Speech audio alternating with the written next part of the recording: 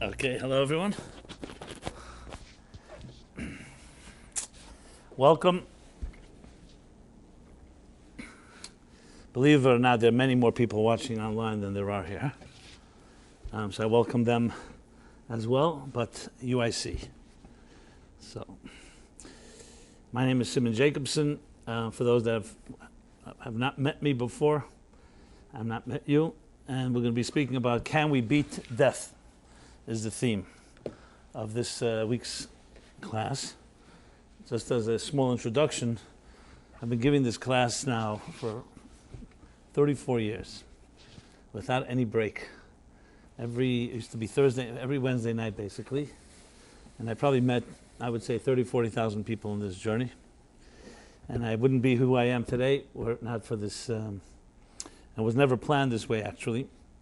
It was a very spontaneous encounter in the winter of 1982, where I met a gentleman who was looking for some spiritual inspiration. He brought along a friend, and a friend brought along another friend, and another friend, and here we are. So everyone here and everyone listening is essentially a link in this chain. And I always use it as a great example that I think all of us, each of us, you start something good, don't stop it. You never know what kind of ripple effect it's going to have. And I did it thick or thin, snowstorms, blizzards, September 11th, 9/11. You bet, even 9/11, which was, if you remember, a Tuesday morning, and I lived in Brooklyn, and all the bridges were closed. So everyone was wondering whether I'll be giving a class, so we sent out an email, absolutely. I had no idea how I'm going to get it. If I had to swim across the East River, I would have swam through all those toxins. And because I just felt that type of need or obligation to just stick to something, especially in uncertain times. It's even more important to keep your foundations in place. So I actually did make it here to Manhattan. Jeff may remember. The bridges were closed, but the Midtown Tunnel was open. So I had to go. I went through actually a complete detour through Queens, through Brooklyn, through the Brooklyn-Queens Expressway, or maybe Jackie Robinson Parkway. Came back to the Long Island Expressway through Midtown Tunnel. There were barricades everywhere, and the highways are empty. It took me 20 minutes to get here because the streets were empty. It was Wednesday night. And it was the Upper West Side, and there I come. There were 300 people there, more than ever. Because people were then, if you remember, were very vulnerable, and everybody seemed to want to commune and get together. It was right before Rosh Hashanah as well. So you can imagine it was, and my point is really that you do something good, stick to it, see it through, and never stop. And the dividends are tremendous. The life experiences I've learned from it. The book I wrote, Toward a Meaningful Life, I don't think could have happened had I not had these interactions. And I could probably write a book of all that whole journey. So 34 years, and now we're online, and the hundreds of people are there, and we're here. Okay, so that's a short introduction. So I try to do is each week, there are many Torah classes out there. There are classes that discuss biblical interpretation and commentary, and the commentaries on the commentaries.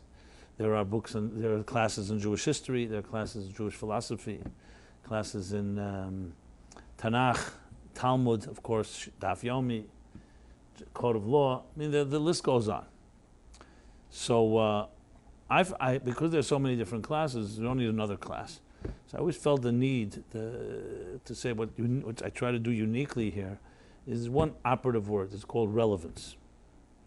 You can study Torah and not necessarily find relevance in your personal life. And it's brilliant. The Talmud is brilliant, as is the other courses I mentioned and different types of study.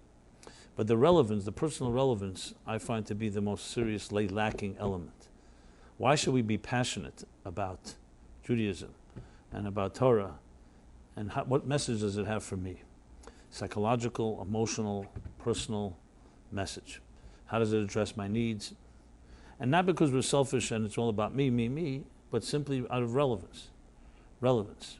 So even though a person can be dedicated to Torah and mitzvahs and God out of what they call Kabbalat all, which means just accept God's yoke, the yoke of heaven, but it's far more powerful and far more enduring and far more of a commitment when it's integrated and internalized and you get stimulated on every level, all your cylinders, so to speak, get stimulated. It's a whole different story.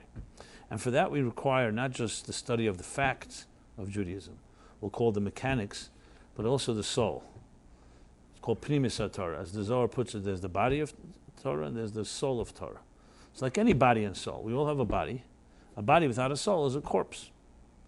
A machine without its electricity, without its energy, without its purpose, is just a machine. It's just a body, a mechanical body. The soul is what creates the vitality, the dynamic element, the energy. So in Torah too, you can read Torah, and it can be very robotic and mechanical. And these are the rituals, the laws, didactic laws. Do this, don't do that. And with all the intricate understanding of it, and all the intricate analysis of how these laws are derived, and the different opinions, etc., and different circumstances. And as I said, it's fascinating. But the soul is another dimension. The soul is where it turns personal. What does it do on a cosmic level, on a personal level? How does it affect my life? And most importantly, let's put it this way, you have a dilemma in your life. Will you turn to Torah for an answer? Or will you go into denial, or go to a therapist, or take medication, or get addicted to something that will find some momentary relief? These are more or less the options that people use when they have a dilemma. A dilemma in our personal lives, in our psychological lives, marriage, looking for marriage, love, and especially the emotional and personal matters of our lives. We all know those are the most complicated ones. And you won't find many people can open up a Torah or a chapter in the Torah or any episode and say, wow, that's the lesson for me. People will, as I said, they'll either go into denial or we'll try this type of therapy, that type of therapy. So that's what I tried to make the objective of this class. As I said, there are many great classes out there.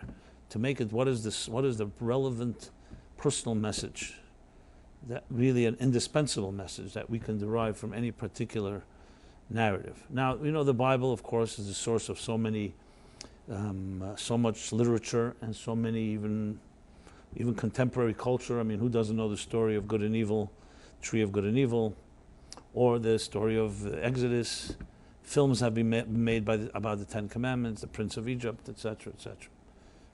However, most of the Torah, when you read it, doesn't seem that it's relevant to our lives today. It seems like events that happened many, many years ago. And maybe it's important to know from a historical point of view or from a nostalgic point of view. Take, for instance, this week's chapter. And before I get to the chapter, let me just say this, that there's an expression to live with the times. The Torah consists of 52 chapters, and each chapter has 7 sections. Now, where do you hear the number 52 and 7? Think about it. There's 52 weeks in the year, and there's 7 days in each week. Immediately telling you that there's a corresponding section in Torah for every day of the year. And when you understand the true story of the Torah, you'll find that the relevance relates to our time right now. So there's the New York Times will tell you that it tells you about what's going on, all the news that's fit to print. The Torah will tell you more universal and more timeless type of things, that yesterday's news doesn't become tomorrow's trash, but something that is enduring and, as I said, personal.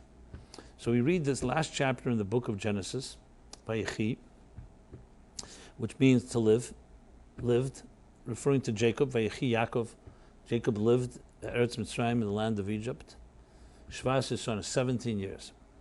This is referring to the last 17 years of his life.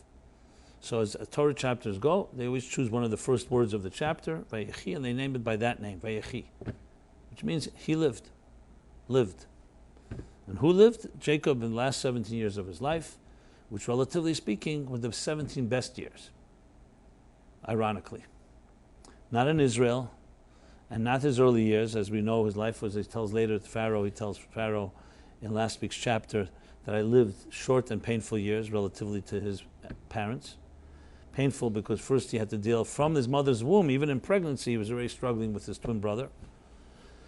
Then he runs away, has to escape from him. 20 years he stays away, and then he has to just going from the pan into the fire, from the frying pan into the fire, which is meeting his devious and corrupt uncle Laban, and then coming back only to find that his son Joseph gets sold, or what he thought was dead, for 22 years. So the only period in time where you could say Jacob lived peacefully was last 17 years, because he was with his children. They were reunited and they were living in Egypt, and taken care of. B'meitav ha'aretz, the best part of the land, Goshen, and so on. But then the chapter continues. Mostly of the chapter is really about the passing and the last days and will and testament of Jacob as he blesses his sons, his children, and as the generation ends, really to set the stage for the next book of Exodus, which is really the next chapter that begins the long and arduous exile, painful exile in Egypt. So that's the stage that is set in this week's chapter. So here comes the obvious question, which we must ask. Who cares?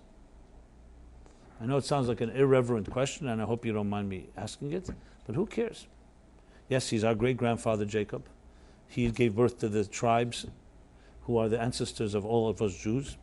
So it's important to know our history, but really what difference does it make that he lived in Egypt, the blessings, and all these details? So there are episodes and narratives in the Torah that are pretty obvious that they have lessons for us. I mean, take the battle between good and evil. We all have a battle between good and evil. So Adam and Eve in the garden is symbolic of our battles today. But when you have a story like this, an elaborate discussion of Jacob's last days, why do we need to know all these details? So you could argue maybe we don't need to know them. They just happen to be told to us. But that's not the case, because the Torah is not a history book. If we're a history book, it's lacking actually the major part of the narrative. We only hear certain select stories. And the history has to have some type of consistency. Just to give you an example, the whole book of Genesis covers around 2,000 years. The next 4 books cover 40 years. That's very disproportionate. There's no way that could be a history book. We don't know about Abraham's life until he's age 75, except his birth. Jacob, again, even though it was more about Jacob than about Isaac and Abraham, even though they lived longer, Abraham lived 175 years, Isaac 180, and Jacob 147. But also, it's only select stories, important ones. So that's why the Zohar says as well. The Zohar, of course, is the classical book of Kabbalah, of Jewish mysticism. Actually, Jewish mysticism is a misnomer. It's not really an accurate name, because mysticism is mysticism, mystical secrets for all people. So the Zohar says that the Torah is not a storybook. It's not a history book. It's a spiritual blueprint. Essentially, just like a doctor would give you an x-ray of your body, the Torah gives us an x-ray of our souls. So every narrative, every character, every episode is really playing itself out right now in our lives today. So that's the first axiom that you have to establish. Once you hear that, then it's a whole different take. This is not a story about what things that happened then. It's a story about things that are happening now. Yes, it's true, those events did happen, but not all of them are told to us. So essentially, the Torah really begins, as some of the mystics put it, in beautiful terms. They say the Torah doesn't talk about things down here and alludes to things up there. The Torah is talking about things up there and alluding to things down here. You may have heard an expression similar. We're not material beings on a spiritual journey. We're spiritual beings on a material journey. So it's not like we're bodies who happen to be taking the soul for a trip for a short while. Or the opposite. We're souls who happen to be traveling through the material plane of existence for a short period of time. It's a very different way of looking at your life. What drives your life? Is it your soul or your body? Now, materialism and the tug of material needs that seduce us, whether it's money, whether it's food, whether it's other physical material needs that we need for in our lives, obviously can take us control and even take us hostage. And your soul can be left really thirsting and hungering for some purpose, which is why you find people, even if they're successful, something's missing. They say something's missing. Why am I doing all of this? Why am I here? Those big questions. Those are soul questions. And every one of us knows that animal bliss, which means simple survival, is not adequate for a human being. A healthy human being needs some form of transcendence. Transcendence, again, is a soulful thing. The body doesn't need transcendence. The body just needs to be fed. Think of the body like an animal. Animal does not need transcendence. Animals don't search for transcendence. Animals survive. They play an important role. They don't waver from it. We can learn many things from them. They care for their young. But they're basically part of so-called the clockwork of existence. It's the human being that is the restless creature that has angst, which can spill over into anxiety, we're always looking for something. We're never satisfied with the status quo, which technically, the way the Hasidic masters and the Kabbalists put it, comes from our soul, which is similar to a flame. Ner Hashem Nishmat Adam, the soul of a human being is like the flame of God. What do you see in a flame? It's always flickering, it's restless, and always licking the air. It's always reaching upward, defying gravity. The body is like the wick, the grounding factor. So if you look at your soul that way, think of everything you aspire to, every dream you have. Any form of reaching to something is ultimately a transcendent search of the soul looking to fulfill its purpose. But the body and its needs really takes priority in most of our lives because it simply consumes us, firstly, time-wise, on a quantitative level. That's what we do most of the time. A third of our lives we're asleep, we're grooming, we're commuting, we're shopping, we're doing all kinds of things, preparing. The means take up much more time than the ends. And we can get very easily hijacked and completely sidetracked from what our purpose is. So the Torah comes to offer us a spiritual blueprint of what makes your soul tick, what makes you tick. To nourish and nurture that outside of us to be able to counter this battle. And it is a battle, it's considered a battle. The battle between matter and energy, or matter and spirit. Just like there's a battle between a wick and a flame. It's a subtle battle, you don't really see it loudly, but you look at it, you see. The wick is trying to ground the flame is trying to escape. That approximates the battle in our own lives, where we aspire to something higher, but then there's things that tug at us, our responsibilities, our commitments, people's demands on us, and so on. So when you look at the Torah, therefore, as a blueprint for your life, and every episode is therefore telling us something about us, then it's a different way of looking at it. Then look at Jacob as an archetype of a Jacob within you. So let's discover what is the Jacob within us. And what does it mean that he lived in Egypt? What is the Mitzrayim, the Egypt within us? And the rest of the episode then comes to life in a completely different way. Besides, and this is not contradicting the literal interpretation and the Rashi commentary and the Ramban, Nachmanides and other interpretations. Actually, it adds a dimension to all of that, because all of that is telling you the technical aspects of the story and the details of it.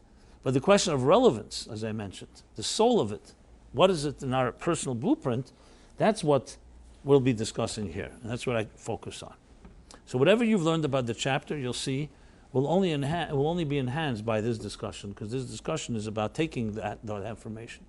So that's what we need to do. That's the way you have to ask the question, not just about this chapter. This is like a lesson in methodology, Torah methodology.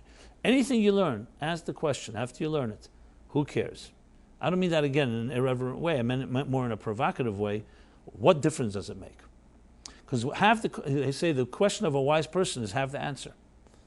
You know, we always look for answers, but the truth is, if you find the way to frame the question correctly, you're halfway to the answer, if not more. You'll always see that when the real answers you find in life will, once you understand your question well, the answer is not far behind, because it's a matter of understanding what am I really looking for. So that's the question. What is the relevance? Why should I care? What personal message does it have? And that then compels us to say, okay, let's find the Jacob within me. Let's find the rest of the details of the story. So obviously I'm not going to cover every verse. I'll just cover some basics. But that's why I called it, as you'll see in a few moments, or shortly, why I called it Can We Beat Death? Because when you read Can We Beat Death, if I had written the title chapter Vayechi Yaakov, most people would not tune in, trust me. Unless they know that I'm going to be surprising with a relevant message. But can we beat death? Everyone wants to know. That's an interesting question. Because we all just think about it or don't think about it. Because whoever we are in life, even though we ignore really death, the concept of death, it's too frightening, too fatalistic, too mysterious, even though we avoid it, but everything seems to die in this world. You know, everyone that we know at some point, when they get a certain age, will die. And it seems to be the law of all organic life, that it will decay and ultimately perish. So that's a reality.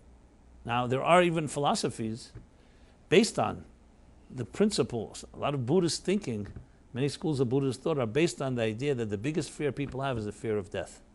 And all other fears are subsets of that fear, the fear of the end. that your life will end. And a lot of Buddha's teachings come to teach how you neutralize that fear. The different ways it teaches.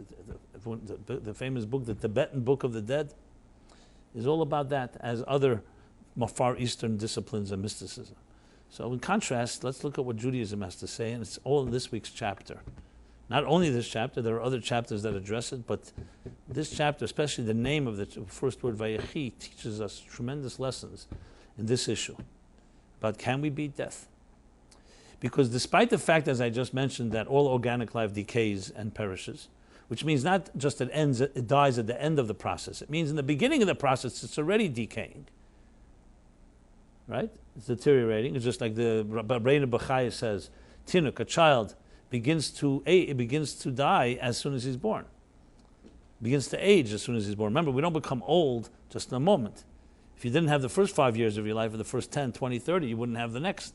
So we're already beginning to fade, so to speak. I mean, I don't mean to sound so morbid.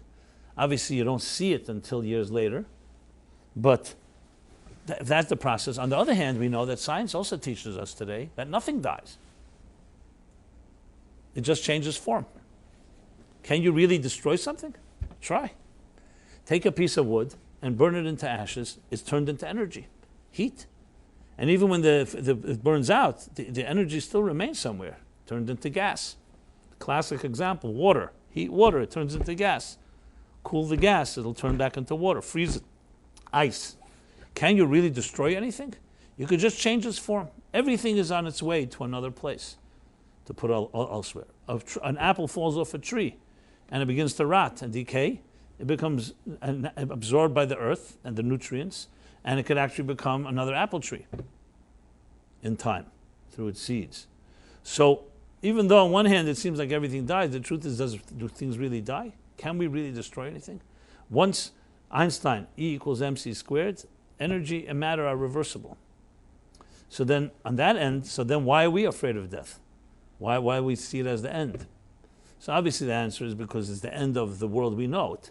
And it's another form, but it doesn't console us because we want to continue living in the world that we know with the loved ones that we have, not just changed into another form. But it makes us think about that idea. So you find from the ancient pyramids where the pharaohs of old tried to preserve immortality by burying their wives and children with them, to cryogenic freezing? Cryogenic? Really? Cryogenic. I like the cry. Sounds interesting. So freezing, to all kinds of other, when you have Jurassic Park, ideas of DNA being preserved and then resurrected. You know, the idea still fascinates us. We're still seeking the fountain of youth, immortality. And then throw in the whole plastic surgery industry and Botox and all the attempts to try to abort or hamper the aging process. So you see that humans are seeking in some way immortality. And all this is addressed, interestingly and fascinatingly, in this week's chapter, in very relevant terms. But again, you have to ask yourself the question, how is this all happening within me? It's not a story about Jacob thousands of years ago, it's a story about us right now. So here's the thing. The chapter Vayechi Yaakov, Yaakov lived. Now, if you read just the name of the chapter, it's actually quite deceptive. What do they call it? Truth in advertising. It's not truth in advertising. Because when you see the chapter Vayechi and you don't know what it says inside, you think, hey, this is going to be a chapter about life. And lo and behold, you open it up, you don't have to read very far. The first sentence, you know, is this chapter about death. Vayechi Yaakov, that's nice. Yes, he lived. But then it says the last 17 years. And immediately it says that he's aging and dying. He's on his deathbed. When he summons Joseph, and then summons Joseph's children, and summons the other brothers, to bless them as his last will and testament. So entire chapter is about his death. You want about his life? Vayigash, you can go to Miketz, going backwards. Vayeshev, Vayishlach, Vayetze. Toldus is when he's born. You have 5 chapters. Toldus, Vayeshev, Miketz. 6 chapters, 7 chapters about his life. Of all the chapters that are called life, He actually is the one that's chosen is about his death. So as I said, truth in advertising, There's no one to sue, but the point of the matter is, obviously there's an answer to the question. So you look at the chapter headings, Vayechi, no, it's not about his life, it's about his death, and yet it's called life. And as I mentioned before, it's actually his best years were there in Egypt. Even though it doesn't elaborate about those years, but it tells us 17. The Baal HaTorah in one of the commentaries says 17 is the gematria, the numerical equivalent of Toiv. Toiv means good, the best. So the 17 years actually also allude to and hint to the goodness of that part of his life, which again is paradoxical. Why would the last years of his life be the best? And also of all places, not in his homeland, not in the promised land, not in the Holy Land, but in Egypt, which was a foreign land and would become a land that would be a land of real trouble. Erves Haaretz, a depraved land, a land that would ultimately enslave the Jews in one of the worst genocides and bondages possible. So all these questions compel us to ask the question about ourselves as well. What defines life? And that's the key thing here. One of the beautiful approaches that Judaism takes to things, people like to talk about thinking out of the box. Taco Bell calls it thinking out of the bun, I think. But thinking out of the box. Thinking out of the box. But how many people really think out of the box? If everybody thought out of the box, we wouldn't have any out of the box, right? It wouldn't be a box. So clearly thinking out of the box is unusual. And you have to also define what your box is before you think out of it. So what Judaism does, instead of answering a question, you often hear the answer a question with a question. That's not just meant to be funny. It's because Judaism, what it does is to answer the question, it goes back to the axioms, to the initial principles that we look at. So someone says, okay, everything dies. Yeah, that makes sense. But then someone has to define death. Once you define death, maybe the answer is not everything dies, because if it changes form, maybe it's not dying. So it's critical to go back and look at life and death with a new lens. That's what this title of the chapter provokes us to do, because here is a title that's telling you about life, and it's going to force us to think about life in a new way. And therein lies the secret to immortality. We write our own scripts. You all know the concept of projection. If you feel you're weak, you will be weak. If you feel you're strong, you will be strong. Now, you could say, one second, isn't there such a thing called objective strength? Yeah, but think of psychological warfare. Look at many people who are extremely competent, extremely skilled, they don't have confidence. They will fail compared to someone else who may have less skills but has confidence. Because there's a lot to be said about how you set your mind to things. Now, obviously, we're not talking about magical. You just set your mind. They call it power of attraction, the secret, and so on. You're going to dream about a jaguar in your driveway. I don't mean the animal, the car. And suddenly a jaguar will appear. I don't know about that. But there's no question that you see this. Let's take even on a level of sports and athleticism. You see brilliant athletes, the top of their line, maybe the best in the world. If they get into a funk, or they lose confidence, or they had an injury, and they suddenly don't feel they can win, they begin to not win. And it gets something in their head. And you'll see sometimes certain sports players, athletes, their opponent gets into their head, as they say. And it's hard to really quantify because the person is completely talented. You're technically better than the other one. But if you don't have that confidence and also the experience, that can be a major impact. And the same is true in time of war and, frankly, in every personal situation, psychologically speaking. I can speak from my experiences counseling with people. And one of the greatest challenges is not the issue. It's your confidence that you can overcome any challenge. Because if you don't have that confidence, there's no one to work with. If you have the confidence, then you have an ally. But if a person doesn't believe it's possible, what could you do for them? So a big part of the challenge is, how do you teach them it's possible? How do you show them that they have the resources? How do you give them exercises to begin to build that confidence? That's independent of the actual objective problem. And I'm not suggesting that every problem is easy to resolve. Some problems are objectively difficult. But a big part of it is our attitude and how we approach that problem. A major part of it. Especially when it comes to emotional and psychological issues, which we all know are not tangibles. If I told you, can you jump over a building of 40 stories? Obviously, physically impossible. Doesn't matter how much you set your mind to it. But that's a different story. But what happens if something, in your mind, it's 40 stories tall and it isn't? In your mind, you're afraid of something that doesn't exist. We all have fears of unknown things, and even though they don't exist. If, as a child, as children, we did not develop, or we were not nurtured, or we grew up frightened, we grew up in a home that was unpredictable, and we never knew when we didn't build up security in our lives, then we're afraid of things. And if someone says there's nothing to be afraid of, it's not rational. So therefore, our understanding of life and death actually becomes the way we write our own scripts.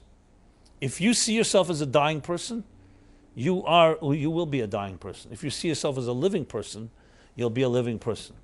One of the expressions they use, I'm not sure who coined it, but it's a recent in a contemporary culture, is either you're busy living or you're busy dying. What does that mean? Yep, Shawshank Redemption, right? Yeah. I don't know if that's an original from there or not, but everyone quotes that line. But it's a brilliant line, because what is it saying? What do you mean? We're all busy living or dying. Everyone's dying. What do you mean? No, but it's your attitude. There are people who are living and are robust physically, have all the energy in the world, but they're dying. Their attitude is a dying attitude. They're depressed. They see hopelessness everywhere. They stagnate. They're morose. All that, despondent, and all the synonyms. You could fill in the blanks. And then there are people who may not be that powerful. They may not be physically so fit or healthy, but their attitude is one of life. Helen Keller, of course, always comes to mind, a person who was born with almost nothing working, and yet learned to shine in her own way. Not saying it's easy, but it's not about what you have, what you don't have, it's what you do with it, and your attitude. And you'll see people grew up in homes where their parents had a healthy attitude, even if they didn't have much money, and they had other challenges. You grow up knowing you can accomplish things because you saw happy parents despite their challenges. And then you see people who grew up with every privilege possible, financially, opportunities, everything, and are miserable. And this is not some type of anomaly. As a matter of fact, some people will argue that the more wealthy, the more miserable. There are hedge fund managers that make that statement. They say the more wealthy my client, the more miserable they are. It's another discussion. The point, however, is that attitude is a tremendous element here. So that's why when they read the Torah is not coming just to tell us the facts. It's coming to tell us the attitude. So here we have Jacob. He's now the last 17 years, meaning 130 to 147, and you call it Vayechi, and he lived. Even though 130 years passed of difficult years, you could see a broken man. A man for 22 years thought his favorite son was dead. A man who had to run for his life, 20 years be away from his parents and family, and live among them in a very corrupt place. Before that, the battles with Esav. And yet, a man that you could say lived his best years. And you see his attitude, the way he blesses his children, the way he has them come over to him, approach him. You see a person who has mastered immortality. And we'll discuss that in a moment how. But that's why it's called Vayechi. So it challenges how we understand life and death. So let's talk about that. How do we define life and death? So most people have the biological definition. Life means when you're breathing, your heart is beating, your brain is working, the vital organs are there. That's life. The biological, medical definition. And death is the moment when all that stops, whether it's the heart stops, the mind stops, however medically it's defined. The breath stops. But we all know that's a very inadequate definition, because as I just mentioned, there are people that are very alive physically, by the biological definition, everything is working, yet they'll say, I feel like a zombie, like the Walking Dead. I feel dead. People say, I feel dead, but you're not dead. Everything is functioning. There are people in the hospital struggling for life. They're dead, almost dead. So what does that mean? So then it's a different definition. It's more than biological. It means you can be biologically alive, but emotionally you can be dead. Some people who they lose a broken love. They loved someone, and then they found out they were betrayed. They feel emotionally dead, worse than dead. Then you could be intellectually dead, nothing stimulating you. I have no drive. So then we have a broader definition of life and death.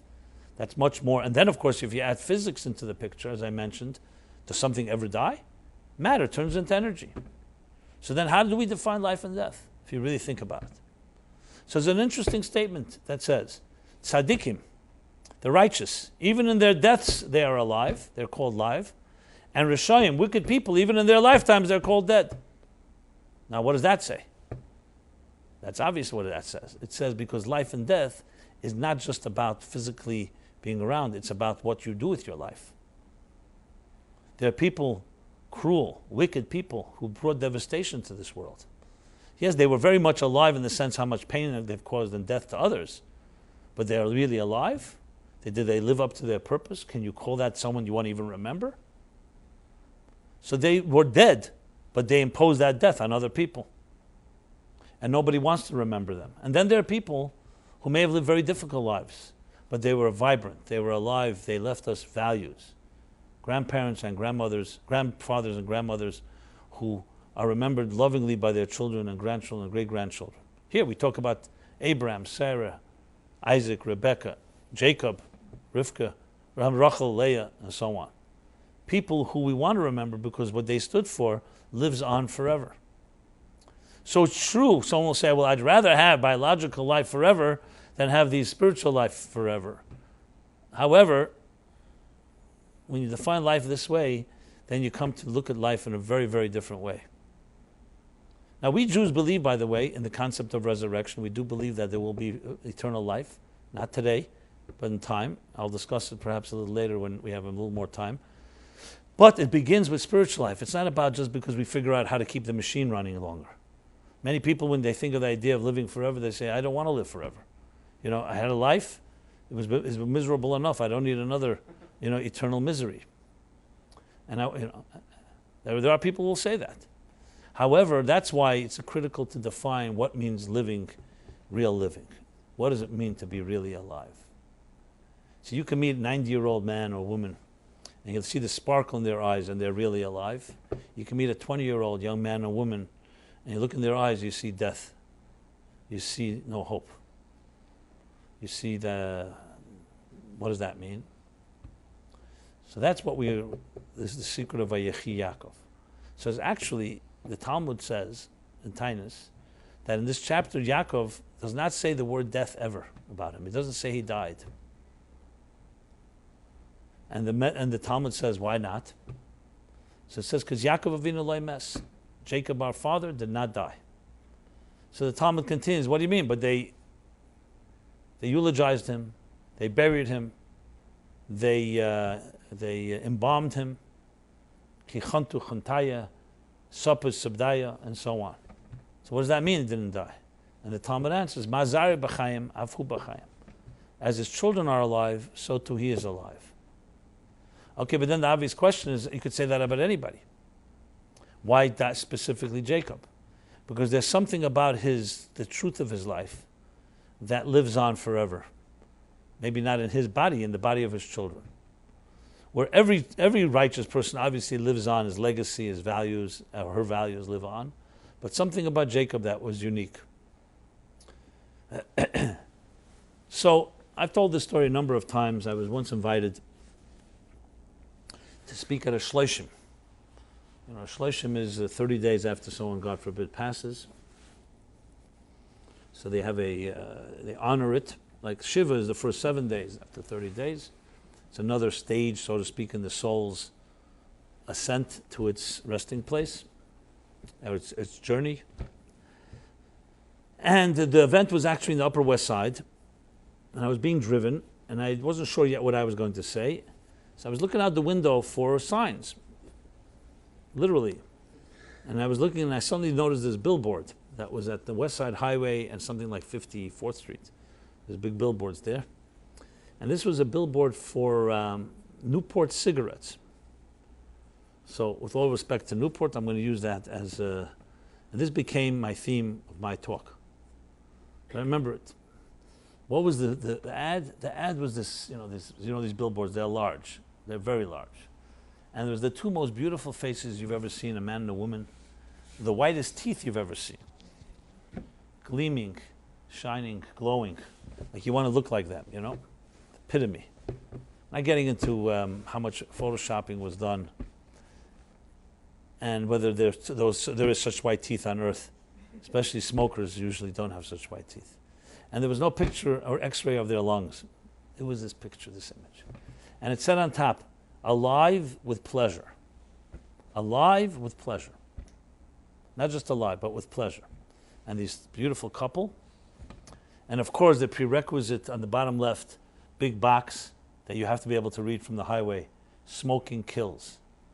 Or something just as bad, carbon monoxide, what it does to pregnant women, whatever they have there. Which is itself an irony, that they're ready to spend millions of dollars on these billboards that tells you it kills you, and people really don't care because the picture looks so good.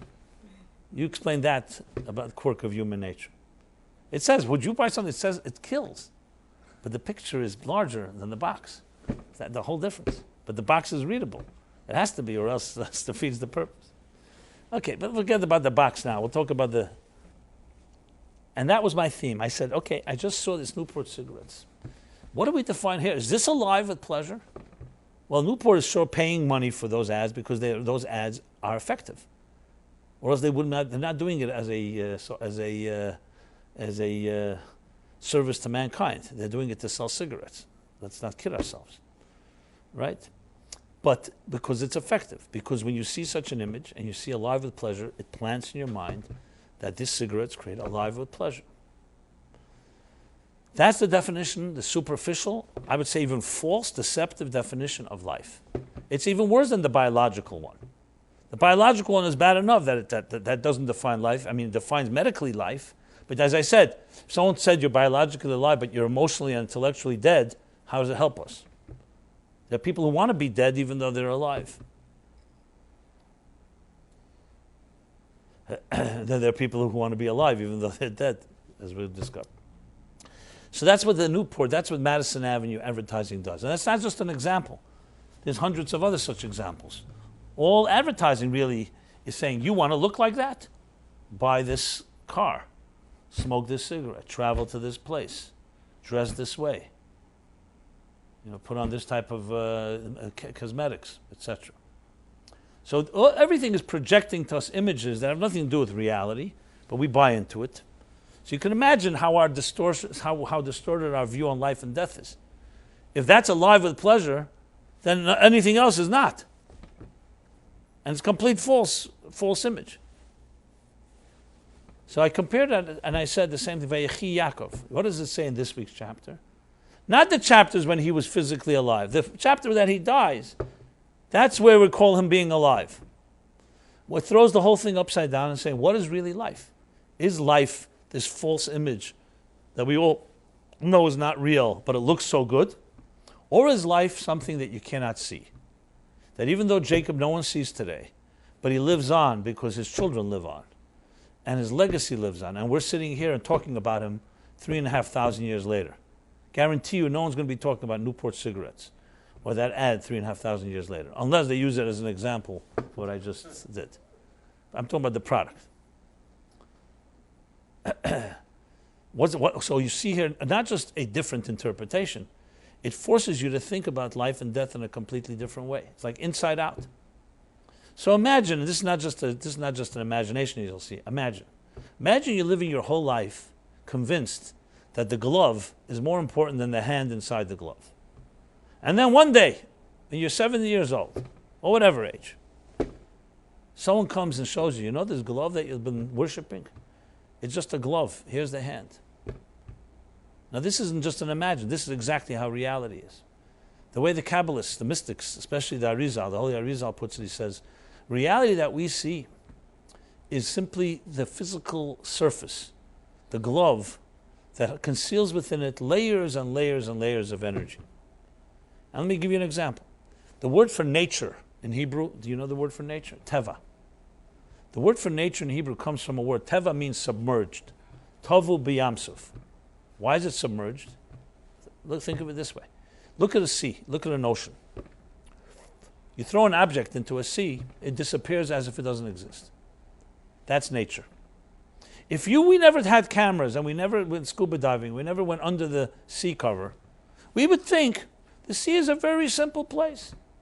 Here and there a fish jumps out of the water. Here and there you see a fin. Here and there you see some type of, shell. So it has a few little creatures. Would we ever imagine what kind of ecosystem is functioning under the water? That's even more complicated, by the way, than life on Earth. Using the Talmud's words, everything that exists on land exists in the sea, not the other way around. Talmud, thousands of years ago, wrote that. And that's the fact. For every species on Earth, there's 5 species in the sea, probably. Maybe that's not an exaggeration, but it's definitely more. Now, we call it sea elephants, sea cucumbers, sea this, sea otters, sea lions, sea horses, and so on. We use our own references. So that's nature. Nature is a glove, a layer, think of it like a shroud that conceals enormous amount of energy that's beneath the surface. Now, if I said this 300 years ago, 200 years ago, most people would say, okay, these religious crazy guys, they believe in this superstitious stuff. Today, you don't need to be a physicist to know that everything is energy. There's no such thing as a dead universe. Everything is vibrating and pulsating with dynamic energy because atoms are alive and subatomic particles are constantly on the move, even though we don't see them. Sir Arthur Eddington was his name, one of the physicist scientists in the middle of early 20th century. He was once asked, because they were coming up then, the new physics called quantum mechanics, all kinds of weird, bizarre, what they literally called bizarre, spooky movements of subatomic particles on the subatomic level that completely defied logic. The idea, concept of, let's say, Heisenberg's uncertainty principle, meaning that you could never know at the same time the velocity and the position of a subatomic particle. Not because we're lacking knowledge, because fundamentally it's not been defined. What they call states of probability. If you're not familiar with this, I'm not going to go into it right now, but if you're familiar, you know that these are completely counterintuitive realities. Because everything was always predictable. Everything is deterministic. That's an indeterministic dimension where literally things have not yet taken shape until somebody measures it and so on. So these conclusions scientists were resisting them in every possible way because it was going against every principle of science of predictability, which means the only thing lacking is data. Once you have the data, you can predict. And here, it was becoming clear that even if you have all the data, you cannot because it's fundamentally in a state of uncertainty or a state of probability. There are different ways that different physicists explain it. There's different theories on it and so on. That still defies logic, but it's been proven so many times. A few years ago, there was a book, 10 years ago, a book called The Most Reliable Machine on Earth is built on the uncertainty principle, on the most uncertain principles. The computer. The computer is built on the movements of subatomic particles, which are unpredictable. So how do you have something so predictable based on something so unpredictable? A very interesting discussion. Okay. So Eddington was asked by some skeptics, how could you come to such weird conclusions? It's completely counterintuitive. And he gave the classic analogy. I love this analogy. It's so simple, but it's so clear. Of a fisherman that spread his net across all the oceans, 7 seas, and gathered up every species, every type of fish he can find. And then began documenting the color of the fish, the species, the shape, the size, and so on. And he came to a brilliant conclusion after it all. What was his conclusion? Listen to this. There are no fish in the sea that are shorter than a half-inch long. And he was about to make this announcement to the scientific community when his little daughter, or somebody like, the emperor with no clothes type of person, said, 1 second, let's see your net. And they looked at the net that he used. The net, the spaces of the ropes were a half-inch. So obviously all fish shorter than a half-inch fell back into the sea.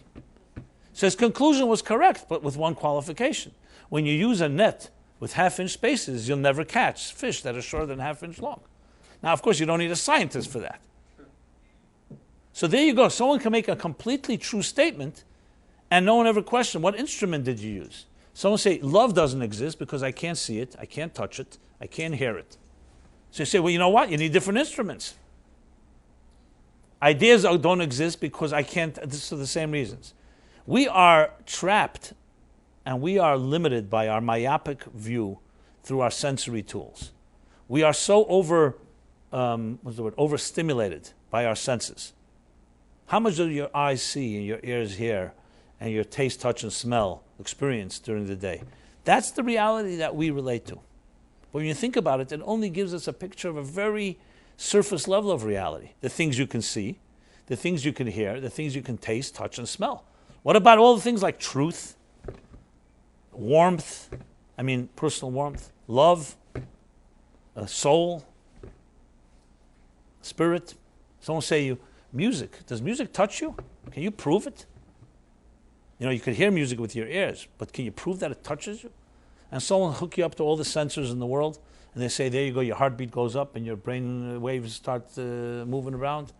You don't need that proof. All you need to know is when I hear music, it touches me. I feel uplifted. I feel transported to another time and space. That's supersensory. That's not sensory. And there's millions of examples. However, what saturates us all day and all night are sensory stimulation. And therefore, our senses have a much stronger and hypnotic hold over us than we can ever imagine. We can't even imagine how. That's why that Newport ad works. That's why Coca-Cola works, because it's attacking your most primary and I would say even primary and what's the word I want to use? Primitive senses, which is visual stimulation. You see the image. It doesn't matter if it says smoking kills. The image is more powerful. That's why we don't care, because the instant gratification is more powerful than the long-term consequences. Because the long-term consequences is what your mind knows, and the immediate is what you feel and see and hear. Which just tells you how sad it is when you see children who actually are far more imaginative and far more creative and far more spiritual than adults. So slowly, if you watch them, how we literally take them and corrupt them, turn them into us. I always feel sad when I see it. I see my grandchildren now.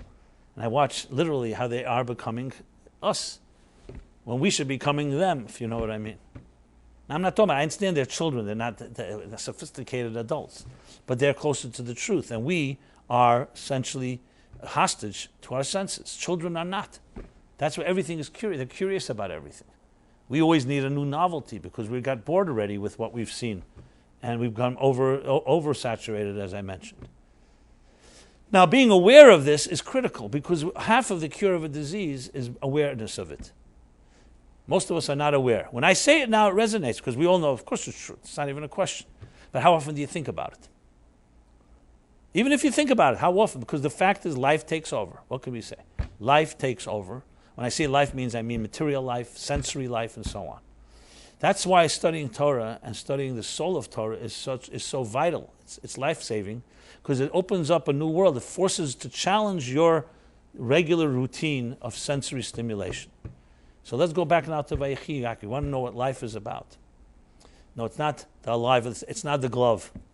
It's the hand inside the glove. You can't see it. But that's what we have to be focusing on.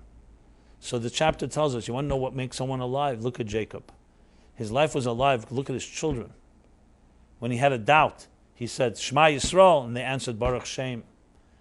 In other words, he saw that they were spiritually aligned with him. How did Joseph signal to his father that even though 22 years passed, we're still connected? Because who knows what had happened to me? He became a viceroy in Egypt. Because he reminded Joseph reminded his father Jacob, we studied together the laws of Egla Arufa. How do you translate Egla Arufa? Certain laws in the Torah about the responsibilities of a city to someone, for God forbid, gets killed between two cities. So the city that's closest to where he was killed is responsible for him. So they have to bring a special offering. That's the laws he studied with him, which of course is relevant because Joseph was considered dead by his father. And Joseph reminded him, Egla Arufa, I'm not dead, I'm with you. V'techi Yaakov, and Yaakov's spirit was resuscitated, revived, due to once he heard Joseph was alive. But not just physically alive. He saw Joseph was the same Joseph that he was when he knew him 22 years earlier. Those are tremendous lessons because 22 years, it changes people. I'm sure sometimes you meet someone, an old friend, and you look at them. I remember meeting someone once in Manhattan. It was one of the saddest days of my life. I meet this friend, and we were in school together, 8th grade, 9th grade. I haven't seen him in 25 years. And I look at him, and we recognized each other, but his eyes were hollow, I saw. And I knew he got into a lot of trouble with drugs and other stuff. He was a shell of what he once was. He was brilliant. He had such a future ahead of him. And then his life was destroyed. I don't know if I can blame him or the circumstances, it doesn't matter.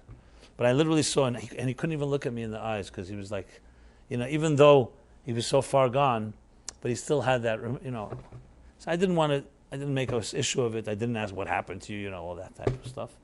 I just said, nice to see you, all that. But you suddenly see a person, and he's alive, he's physically alive, but he's really not, And then you see someone years later, no matter what they went through, and you meet them and you see, wow, look what happened to their life. That's what Jacob teaches us.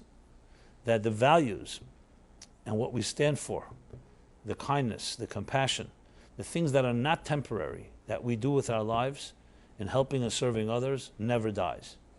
Now I know it's a cliche. People say that, the things you do will never die, but it's not a cliche. It's the reason the Jewish people are here 3,500 years after everything we've gone through. Because our values are always more important than our bodies. Simple as that. And even in the Holocaust, when they took our bodies, not just our bodies, but they took them in the most horrendous and inhumane fashion, but the spirit was never taken. So that's why we're here today. And those Germans who perpetrated the crimes, their grandchildren do not want anyone to know who their grandparents are. And we want to know who our grandparents are, even though we don't know where they're buried, because they were never buried. That's a very big contrast. And that's why we're here, because ultimately, starting from Abraham, we ultimately always valued not the glove, but the hand. And as powerful and seductive as the material universe was, spiritual was always the thing that we ended up choosing. That's why it's so sad to see that in times like today, when we don't have all those outer challenges, so much of the soul is being compromised. Because in a strange, ironic way, freedom is our greatest challenge, because it creates apathy and it creates comfort zones, and suddenly we become more than ever bound to our material lives. You see, the Jews in Egypt couldn't afford to be bound to the material lives, because the material lives were a mess. It was oppression. They were living through a genocide and through the harshest oppression. So though that's not a blessing, but one thing they could not do is worship their physical lives, because there wasn't very much to worship. Today, when we have that comfort, it's very easy to forget the soul. So I would say it's far harder to access immortality today than it was, ironically, for our grandparents who suffered. But it doesn't mean it's not possible. And frankly, it should be easier because we don't have those outer challenges. Now the challenges are within our attitudes. So then when you think of, so what's the Jacob within each of us? Jacob represents Midas HaEmes. He's the virtue of truth. What is emes? Emes is an interesting word, truth. We live in a false world. I just gave some examples. Newport cigarettes. And they're not alone, so they shouldn't take it personally. They're all doing the same thing.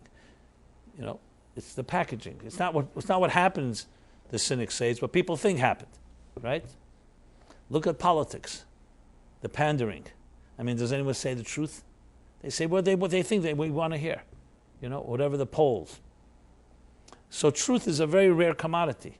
Now Hebrew truth, emes, is made up of 3 letters, Aleph, Mem, Sof. That's not an accident, because Aleph is the first letter of the Hebrew alphabet, and Sof is the last of the 22nd, and Mem is the middle letter. So first, last, and middle. What does that tell you? That defines truth. It's true throughout. Anything that's true only in the beginning, or only at the end, or only in the middle, rest assured it's not true anywhere. Someone tells you, that's true under these circumstances, but it's not true under those circumstances. That's not called truth. Even science will tell you, if you test something, experiment it under certain circumstances, but if it's too hot or too cold or other places of the world, that's not proof. It means it will not withstand the test. So the word emes, it's just the letters themselves tell you what it is. It's true throughout. No matter what circumstance, the beginning, the middle, or the end, it will always be true. It's called the Bria Chatichen. When they build the temple, the portable sanctuary that they traveled through the wilderness with. So the walls were obviously made of material. And then what connected them? So they were crushed, there were beams, but there had to be something that connected the sections of the walls. So they were called brichim. They were called, so they had loops and rods that traveled through these rods. Now, if you know in any good structure, there's a rod that connects one wall to the next wall, and then another rod, that wall to that wall. But then you need one central rod, like a spine, that connects them all to keep the real balance. That's how you build. So the middle rod was called, so the top rod was like Abraham. The bottom rod, the right rod is Abraham. The left rod is Isaac. And the middle rod that runs through and through, from through and through, that's Jacob, emes. Interesting, the antithesis to truth, you know the word, what's the opposite of truth in Hebrew? Sheker. Now, what are the three letters of Sheker? The exact opposite. They're the last three letters in the Hebrew alphabet. Kuf, Resh, and Shin. The Tuf is not there. Now, why is that? Because Sheker does not have that luxury to be spread out. Emes is very secure. It's true anywhere. Sheker ein le raglayim, it says. Sheker has no legs to stand on. That's why every lie needs another lie to support it. That's why you see, that's what lies do.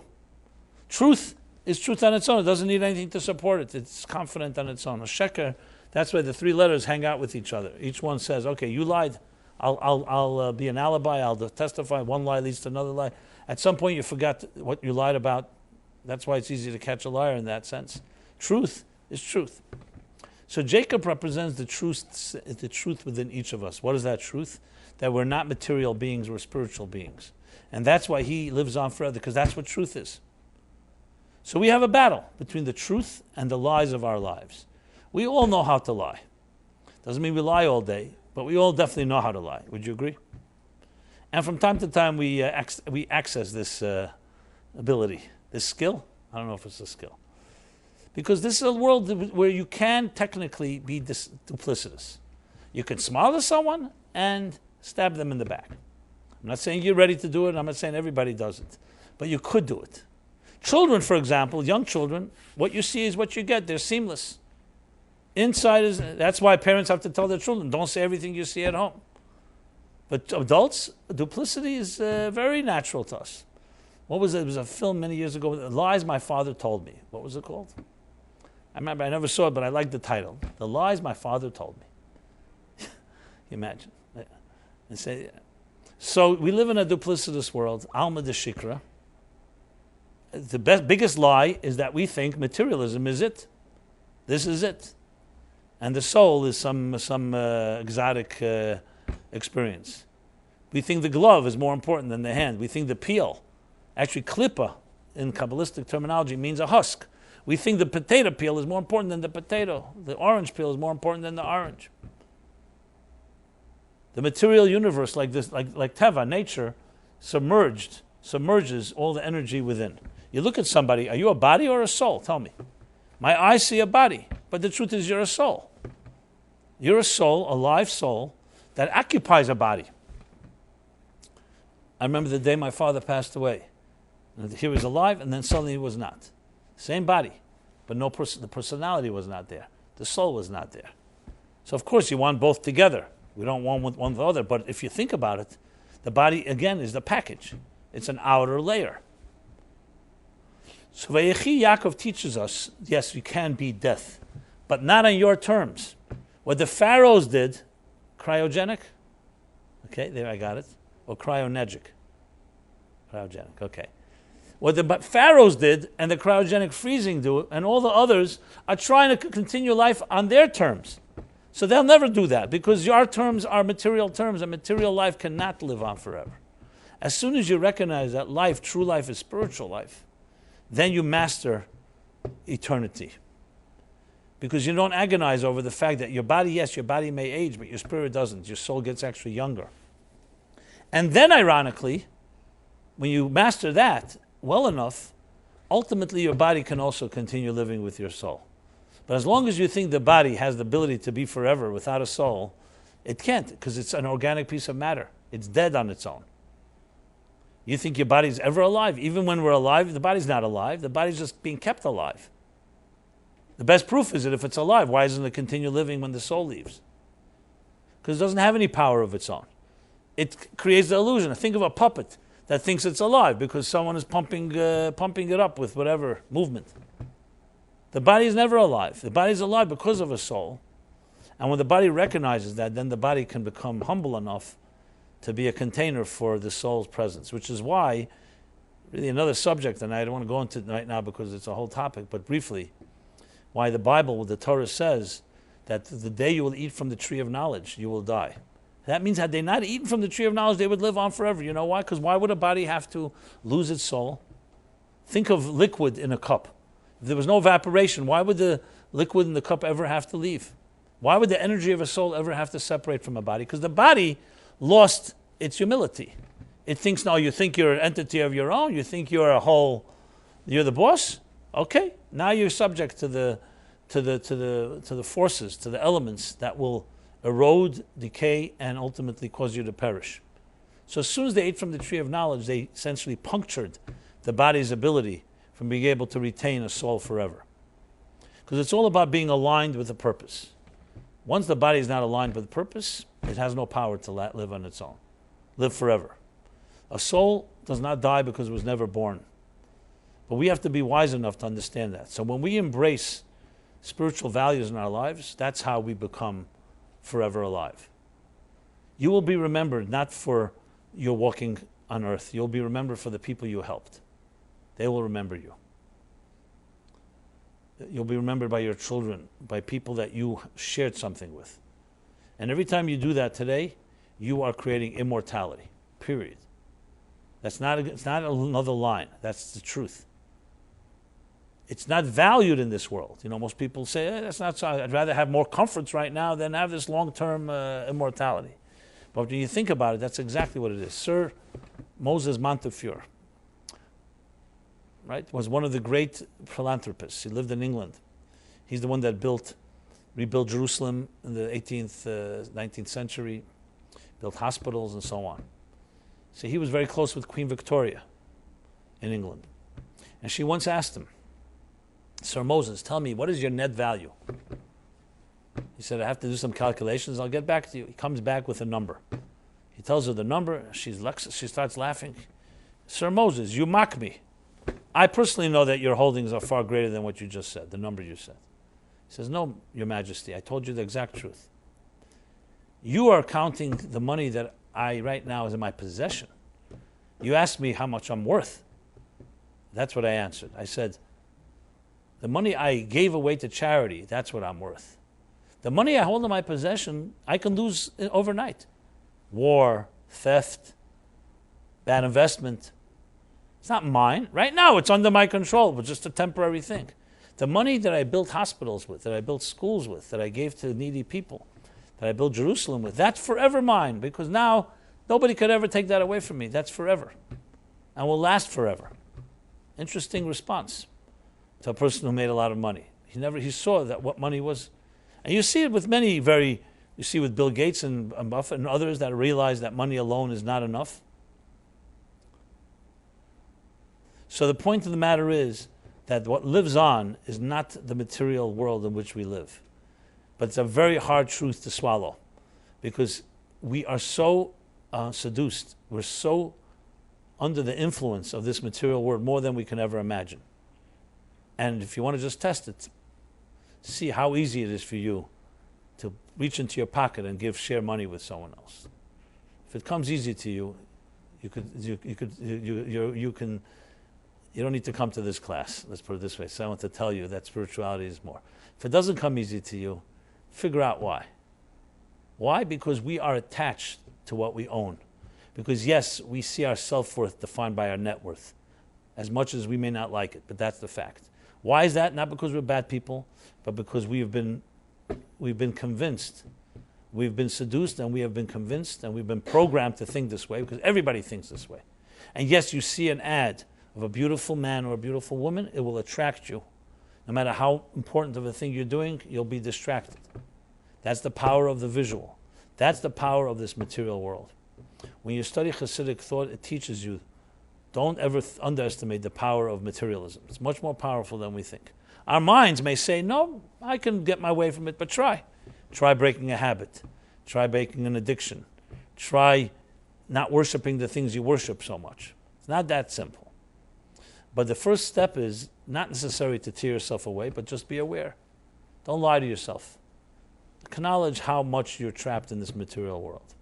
And acknowledge how hard it is for understand Vayechi, that life is much more than material life, spiritual life.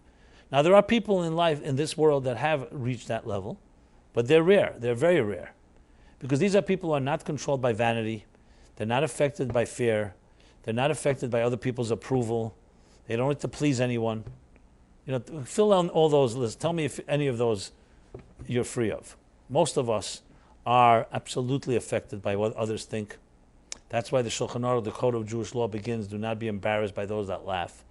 We don't want to stand out. We want to be respected. We want people to think that we're not conformists, but we still want to be accepted. Let's put it that way. How you manage to balance those two is another story. Comes by Yechi Yaakov and tells us, you want to beat death, you do what Jacob did, which is you understand and hold on for your dear life for what is really eternal. And as a result, his children lived, and therefore he lives. There are many people who have children in this world, and not necessarily they're alive because their children, what did they pass on to their children? They passed on their anger, their bitterness, even their money. Did they pass on values? Did they pass on something that those children will leave an eternal impact? Now, I believe everyone's capable, but it takes work, it takes effort. So Vechi Yaakov gives us a lot to think about, and the continuing details of the chapter can all be filled in, and it's about us. That's the end of the story. It's about us as we live today. How will we live? Now, we don't have to wait to die to find out how we lived. We can begin living that way today. Yom Shekule Arach, which means we find eternity in every moment. Elam Chatira B'chayecha. Today, you can make a moment eternal. How? Do something kind to another person. That moment is forever. Don't do anything for another person or do something just for yourself. That moment will die, and then comes the next moment. We all have that choice. Tonight, tomorrow morning, tomorrow afternoon, every moment of our lives. And the more moments that you create eternal moments, the more eternity you become, more eternal and immortal you become. So, on a concluding note, I guess the lesson is very, very clear. Vayechi Yaakov, the end of the chapter. The immortality of that we can achieve even in this mortal world. Kabbalistic and Hasidic thought teaches us the stepping stones, how we take a material, perishable, temporary, impermanent universe, and we make something permanent out of it. That is one of the greatest achievements. Not by escaping life, but by finding eternity within the temporary, taking moments and turning them into something that's forever. So God should bless you all to do the more of that, the more the merrier, and we shall have a very pleasant week. The class will continue next Wednesday as well. I guess we can wish each other a Happy New Year, the Happy Secular New Year, Solar New Year, whatever you call it. But if you please stay in touch and remember that we're all in it together. Meaningful Life Center and myself are dedicated to helping eternalize my life, your life, and all of us together in our interactions. So don't hesitate to reach out. And as I said, 34 years ago we began this journey, this class, and so far it's eternal. Regardless of the time, it's eternal on a qualitative level for sure, because when you make an impact, and I've been deeply impacted in ways that hard to measure, that will forever change my life, and I hope some of that has also happened to some of you, in those listening, those that have listened, in this long, ongoing journey and odyssey. So it's an honor to intersect with kindred spirits like yourself. Everyone have a very blessed week. Thank you.